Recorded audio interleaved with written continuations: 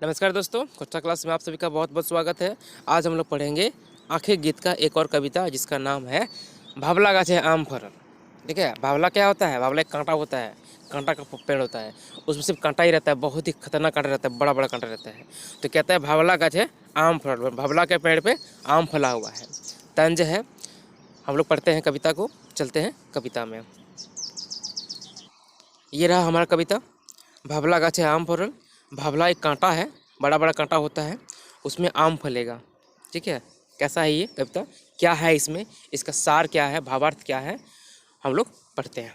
ठीक है, एक बात जानते हैं आप, पानोरी जी का कविता जो होता है ना, वो भावपूर्ण होता है, उसमें बहुत छुपी हुई बातें रहती हैं, उनको समझना आसान नहीं होता है।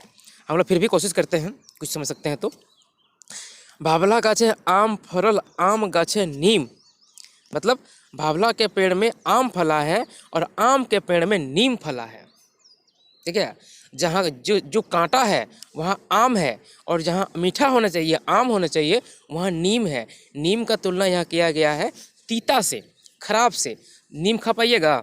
नीम का फल होता है, खा पाइएगा? नहीं खा पाइएगा। ठीक है, तो यहाँ कह रहा है कि जहाँ जो मीठा होना चाहिए वो तीता है, और जो जहाँ कांटा है वहाँ मीठा है। इस समाज का एक देखिए दृश्य, देखिए आप, जो बुरे हैं ना, उनका खूब तरक्की हो रहा है, वे खूब आगे बढ़ रहे हैं।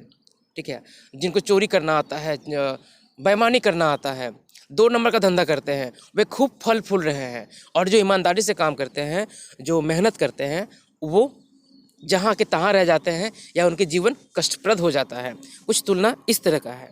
ठीक है, परस गाछे गुलाब फूटल, अंगूर लते सीम, बांस बने बेली फूटल। ठीक है, परास गाछ, परास क्या होता है आप जानते हैं, झारखंड का जो नया लोगो है उसमें पलास का फूल भी है। देख रहे हैं ना पलास का फूल कैसा होता है। पलास का फूल, उसमें बोल रहा है परास के पेड़ में गुलाब खिल रहा है। लीजिए, अजीब बात है, परास के फूल में पलास का फूल खिलना चाहिए तो वहाँ गुलाब खिल रहा है। अंगूर के लत में सीम फल रहा है। सीम क्या होता है? सीम एक तरह का सब्जी है ना, देखिएगा सब्जी मंडी में दिखता है आपको सीम, उसके अंदर बीज रहता है। और बोल रहा है कि अंगूर का जो लत है, जहाँ अंगूर फलना चाहिए, अंगूर जहाँ फलना चाहिए वहाँ पे सीम फल रहा है। मतलब अंगूर क्या है जिसको हम कच्चे खा सकते हैं, तोड़ो धोवो खाओ, लेकिन सीम को बना खाना पड़ता है।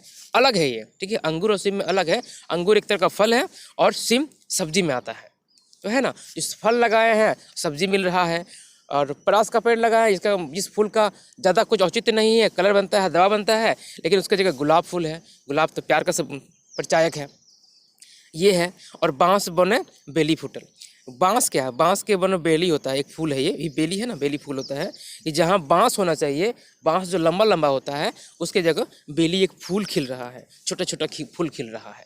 ठीक है, अजब है, उल्टा है, अजब गजब हो गया है। ठीक है, चंदन बने नाग, आग लगल महासिंधु हिमालय भैल राख। चंदन के जंगल में, चंदन मतलब क्या होता है? चंदन एक लकड़ी है ना, चंदन का लकड़ी, जंगल वो शांत होता है। ठीक है, सांप तो होती है वहाँ पे, लेकिन वहाँ पे वो शांत जगह है, शांत जगह पे नाग आ गया है। शांत जगह के बदले में नाग आ गया है, मतलब नाग मैंने क्या, विषधर आ गया है।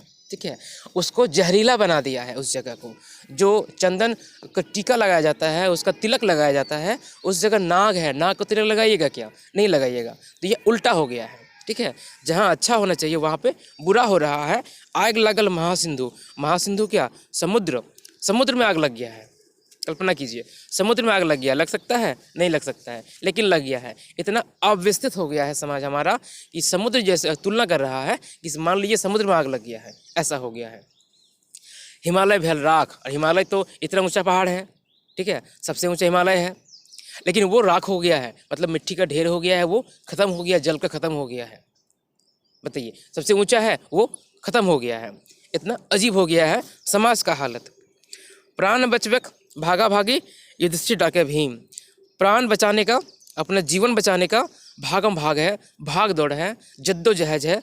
और युधिष्ठिर, युधिष्ठिर क्या है, और भीम, देखिए यहाँ 2 चीज़ें हैं ना, युधिष्ठिर और भीम दोनों पांडव है, लेकिन दोनों के अंतर है। दोनों में क्या अंतर है? युधिष्ठिर क्या होते हैं? ये सत्यवादी हैं, कभी झूठ नहीं बोलने वाले। ठीक है, सच्चाई के प्रतीक है। और भीम क्या है? यहाँ बलशाली है, बलशाली है, बल का तुलना किया गया है। कह रहा है कि सच्चाई को यहाँ जिंदा रहने के लिए, सच्चाई को अपना अस्तित्व के लिए भीम जैसे शक्तिशाली को बुलाना पड़ रहा है, ताकत का सहारा लेना पड़ रहा है। यहाँ पे सब उल्टा पुल्टा हो गया है हमारे समाज में।